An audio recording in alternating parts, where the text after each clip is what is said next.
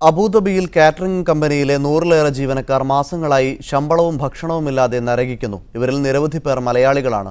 പരാതിയുമായി ഇവർ Abu Dhabi Indian എംബസിയെ സമീപിച്ചെങ്കിലും അനുകൂലമായ നടപടി ഉണ്ടായിട്ടില്ല. അബുദാബി മുസഫയിലെ അൽവസീദ എമിറേറ്റ്സ് കാറ്ററിംഗ് കമ്പനിയിലെ 100-ലേറെ ജീവനക്കാരാണ് 5 മാസത്തിലേറെയായി ശമ്പളമില്ലാതെ വലയുന്നത്.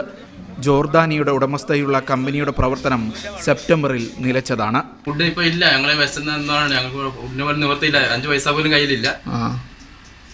2 ദിവസമുള്ളിൽ പോകുന്നു പറയുന്നുണ്ട്. ഫുഡ് ഞങ്ങൾക്ക് 1 മാസം കൊണ്ട് ഫുഡില്ല. ശമ്പളവും ഭക്ഷണവുമില്ലാതെ കഴിയുന്ന ഇവർക്ക് കിടപ്പാടം പോലും നഷ്ടപ്പെടുന്ന അവസ്ഥയാണിപ്പോൾ. വാടക നൽകാത്തതിനാൽ ഇവിടെ നിന്ന് ഇറങ്ങണമെന്ന് കെട്ടിട ഉടമ ആവശ്യപ്പെട്ടു കഴിഞ്ഞിരിക്കുന്നു. താമസിക്കുന്ന ലേബർ ക്യാമ്പിൽ കുന്നുകൂടി കിടക്കുന്ന മാലിന്യം രോഗഭീഷണി ഉയർത്തുന്നു. ഇൻഷുറൻസ് കാലാവധി കഴിഞ്ഞതിനാൽ ചികിത്സിക്കാനും കഴിയുന്നില്ല. നാട്ടിലേക്ക് മടങ്ങാൻ ഇവർക്ക് ടിക്കറ്റിനും അനധികൃത താമസത്തിനുള്ള പിഴയ്ക്കുമടക്കം തുക വേണം. 100-ലേറെ പേർ ഒപ്പിട്ട പരാതി അബുദാബി എംബസിയിൽ സമർപ്പിച്ചെങ്കിലും നടപടിയുണ്ടായിട്ടില്ലെന്ന് ഇവർ പറയുന്നു. Media 1 Abu Dhabi.